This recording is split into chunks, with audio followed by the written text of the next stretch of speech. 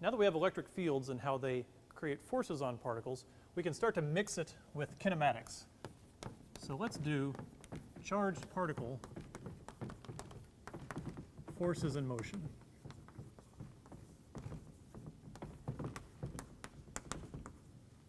All right.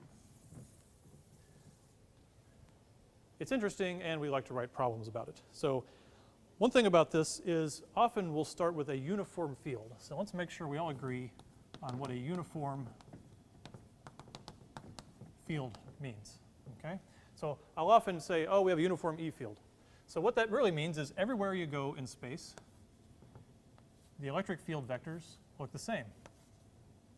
It's the same magnitude, it's the same direction, etc. So if I say I have a uniform field pointing to the right, I might draw it like that.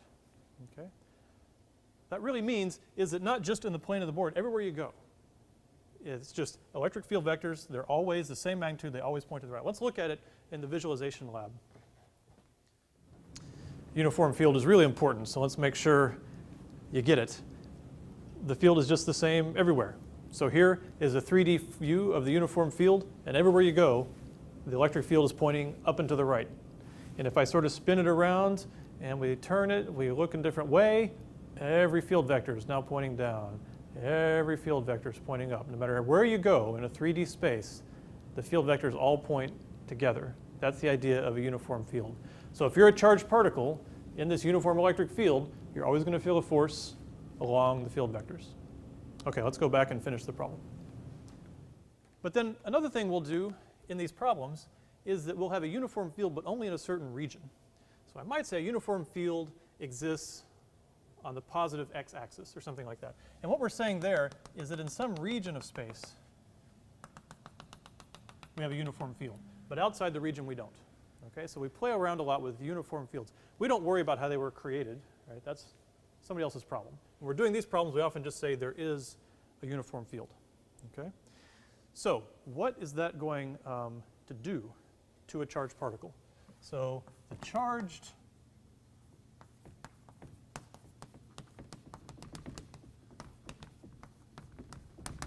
So what does the charged particle feel? Well, by definition, it feels a force that's just proportional to the electric field, F equals QE. That's how we defined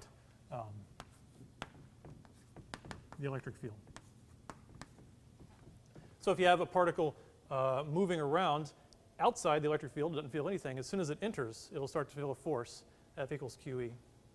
So it feels that, but it also obeys kinematics still. It's still true that the sum of the forces equals ma. That's still true. And it's still true that you can apply it in both directions. You know, you can do your x-axis kinematics, you can do your y-axis kinematics, and you can combine them and solve them. All right? So a uniform field is an interesting case because it's just like a gravitational field when you're near the surface of the Earth. When you say you're throwing a ball and you have gravity always pulling down at some acceleration, that's basically what you have with a uniform field. It's always pushing the charge in one direction. So let's just do an example problem just to get an idea. Let's say we have an electron here, and it is moving with initial velocity v naught towards a region of a uniform field. Okay? Out here it has no uniform field. It's field free. It's just coasting along, and then it's going to enter a region, a uniform field that looks just like that. So the question we could ask is how far in is this electron going to go before it gets bounced out? Let's convince ourselves that it's going to get bounced out. So when the electron is here, it has a charge of what? Minus E. So it's going to feel a force, F equals Q. It's going to feel a force back because the field is that way, the charge is negative. It's going to get pushed back. So it's going to have some high velocity, but it's going to slow down, and it's going to get pushed and accelerated back, and it's eventually going to come out. All right? So the question really is just how far in does it get? How far in D? So really what we want to do is apply 1D kinematics to this problem. So let's think. First thing you often always do is you just combine these two equations. The sum of the forces is ma, but the only force is QE. If we have this particle flying around, we're not worrying about gravity at all, then essentially you just end up with QE. The sum of the forces is QE equals MA. Okay? And we're doing a one-dimensional problem, so we actually don't care about the vector aspect of it. Everything is on the I-hat direction. So we can say the acceleration that this thing feels is, is what? Well, let's see. The acceleration is QE over m, but Q is the charge of the electron. Q is actually minus E, the fundamental charge unit. So it's actually minus E, the magnitude of the field, E, over m. Okay? That's the acceleration. And 1d negative means it's pushing back. There's your acceleration. And then you got to ask yourself, what kinematics formula do you want to use? We're not going to reteach all of kinematics, but whenever you had a case where you had an initial velocity and a final velocity and acceleration, you may remember you often used Vf squared equals V initial or not, V naught squared plus 2 AD, where this is the acceleration and this is how far it goes. So in this case, we're looking for D. Okay? We want to know how far does it get in. It gets in until its velocity is 0. V naught is given in our problem, plus 2.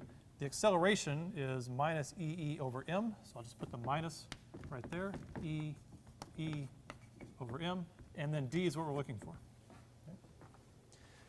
So if you turn all this around and solve it, what do you get? You get this comes over here, all the positives work out, and you get that D, how far in it goes into the field must be m V naught squared over 2 times the charge times the electric field magnitude. M V naught squared over 2 little e times big E. So just a simple example of using the kinematics. Really the key to remember what a uniform field looks like, the fact that it's just F equals QE, combine that with the standard Newton's second law, and then apply the standard formulas you used in mechanics. I want to take a minute and show you that all these kinematics are real. The electrons and the protons really do have mass, they really do get velocity and have momentum. I'm going to show you with this little thing. It's the electrostatic windmill. It's a little electrostatic demo where you cut a piece of aluminum in this shape, very important, and you put it on a nail where it just barely balances like that. So now it can rotate very easily. Then we're going to use the Wimshurst machine to charge it up. Okay, so first though, we're going to hook up to this electrode. Let's confirm the charge on that electrode. So here we have our negatively charged Teflon tape, and the Teflon tape, does not want to touch that electrode, and it's happy to touch that electrode. So yeah, so we're hooking to the negatively charged electrode. All right, let's see. So all we got to do is think about what's going to happen when we have this thing negatively charged. So let's look at it. It's this special shape, and it has these sharp tips. We haven't really talked about it yet, but if we put charge on this metal, it'll really accumulate strongly at a sharp edge. You'll get a lot of charge buildup at a corner, like that. That's what the sharp tips are for. You get a big accumulation of charge, you get a very strong electric field. So in the air, near this highly charged object, you can have a gas molecule that is neutral, but can suddenly become ionized. Maybe it get hit by a cosmic ray, maybe the large field just rips it in half. But suddenly, this gas molecule becomes positive, and it has an electron that was now free. This electron will see all these electrons, and it'll fly away. The force will push that one away, and it will bring that one closer. But this electron gets so much kinetic energy from being near these, it speeds up so fast it can actually ionize another neutral gas molecule. So say there's a neutral molecule sitting here, it might knock an electron off of it and therefore leave it positive. This electron will fly away, this gas molecule will move towards the tip. So this is, if this is stable, it's the corona discharge that we talked about before. At the other end, it's also happening down here. And the shape is important because in this corona you get a little bit of momentum transfer. Some of the gas ions and electrons are moving effectively one way, and it kind of pushes this thing this way. And this one also gets kind of pushed this way. So the momentum changes in the corona import some momentum change to the little windmill. So if I go ahead and hook it up, and I think this is discharged, but I'm not sure. I'll hook up here And I'll put one on the nail down here. And we spin it and see what happens. It's moving a little bit. Let me speed it up. Whoa. So there you can see. That's a macroscopic amount of momentum that we're getting because it's spraying little corona gases all around in a circle. Okay? Definitely real. And to show it even better, I can show you the little corona. So we're about to put up an image that I took in the dark, and I held it still, of the tip. And if you look right there on the tip of the metal, you can see a little purple plume coming off. That's the actual corona, and you can see it really does form right on the tip. And that's what's imparting momentum to the windmill. We've been drawing our electric fields with something called a quiver plot. Remember, it looked kind of like this. If we have a charge plus Q, we want to draw the field, we just think about the force on a test charge, or we think about what the electric field should be based on Coulomb's law. If we're here, then we draw a vector like that, because a positive test charge would fly away. If we're here, we draw one like that. If we're here, we draw one like that, draw one like that. And as you get farther away, the field gets smaller. So we might draw it like this, farther away. And this worked pretty well. But it has a limitation, and that is that we're representing the strength of the electric field here with the length of this vector.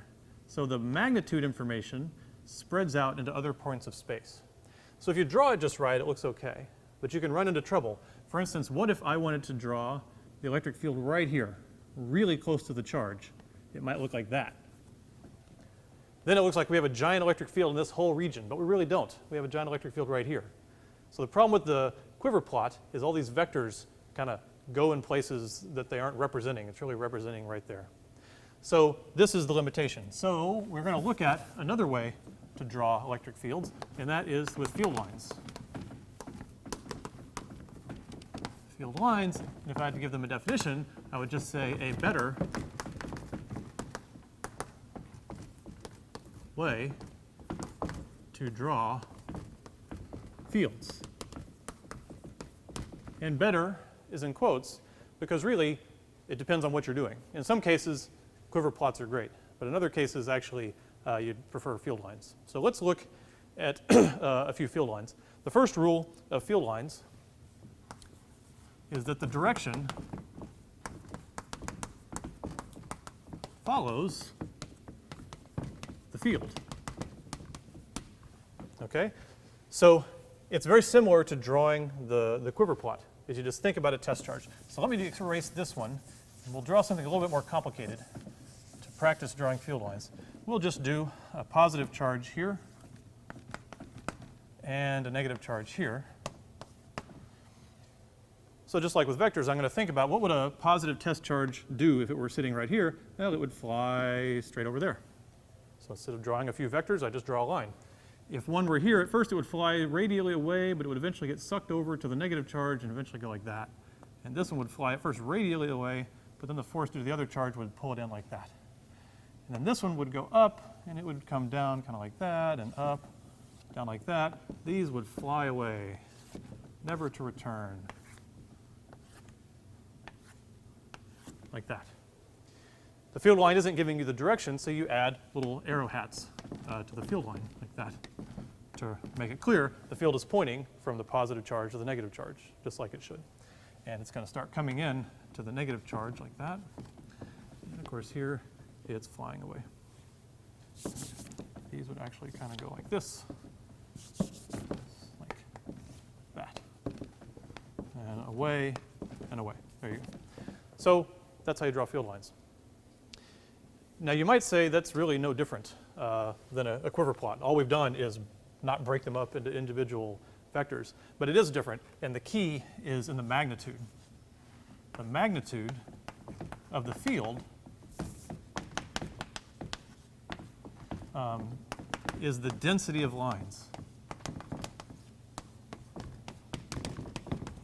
And by that, I mean the lines per unit area.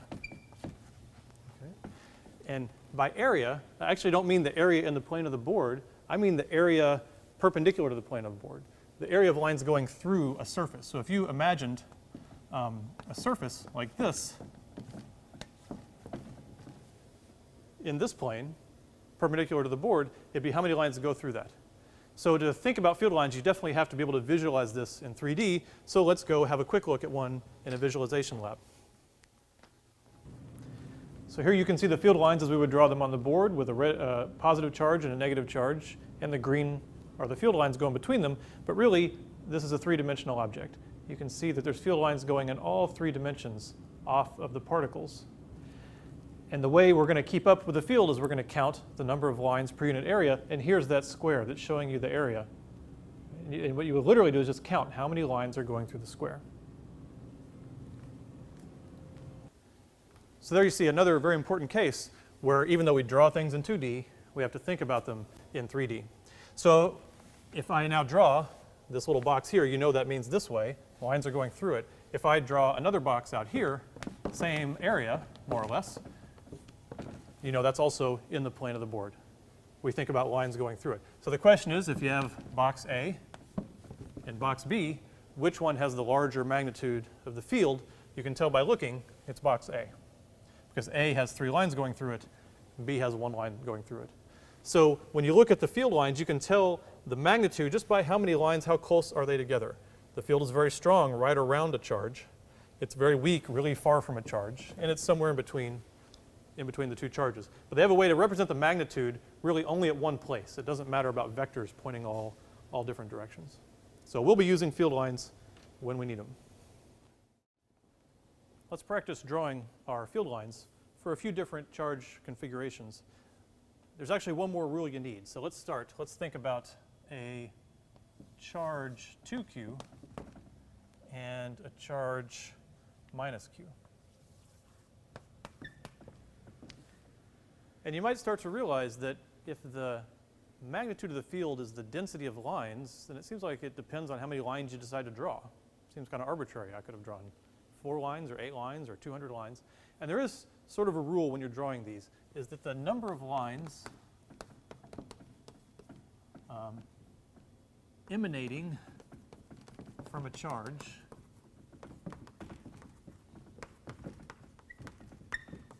is proportional to the charge.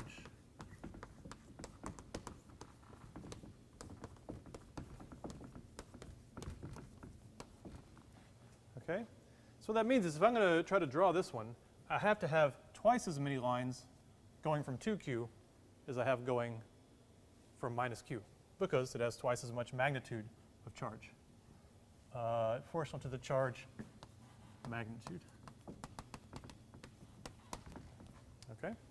So let's say something that's just a unit, or that has a magnitude of q, we're going to put 8 lines on. 1, 2, 3, 4, 5, 6, 7, 8.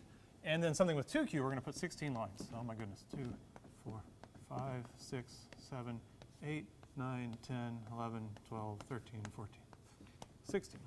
All right. So let's see.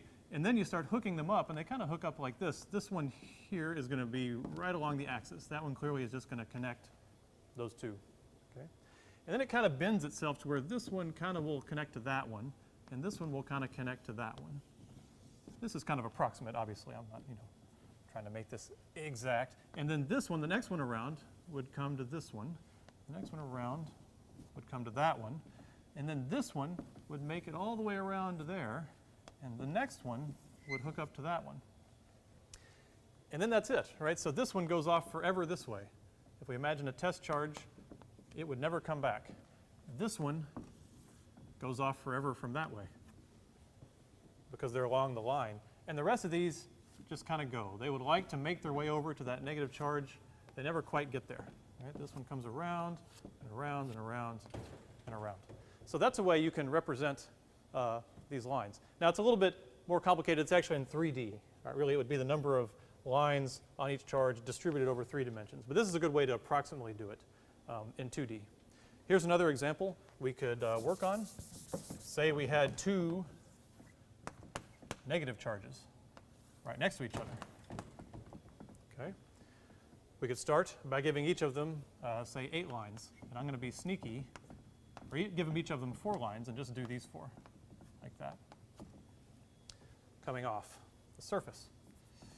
So we got to think, what would these do? Well, if a charge a positive test charge were here, it would want to get sucked onto that one. But if you get farther away, it would want to be sucked onto that one. So it would actually kind of look like that. It's coming in, it's a little closer to this one, so it goes that way.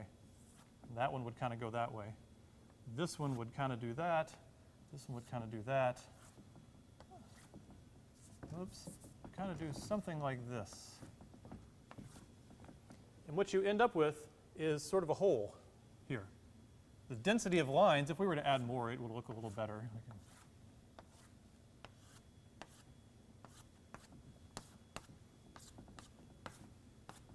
You get the idea. You got a lot of field density as you go around, but right here you have none. That's because the electric field is 0 there. Right?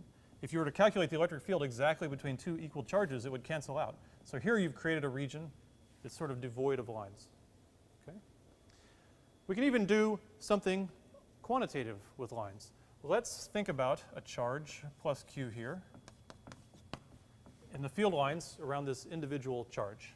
Goes up like this, out like that, out like that, out like that. We can do another one, that's fine, like that. And they're all going out because it's a positive charge. These were all going in, by the way, because it's a negative charge. We could ask ourselves, what is the electric field at some radius out r, right, in some sphere? Because we kind of said, that the field goes as the number of lines per unit area, right? So E is proportional to, we're not writing an equation, is just proportional to the number of lines per area, okay? Well, what do we say? The number of lines you put is proportional to the charge magnitude, okay? So in that case, the E field is also proportional to Q. Here I drew 8 lines for Q. Had it been 2Q, I would have drawn 16 lines. So that's proportional to Q.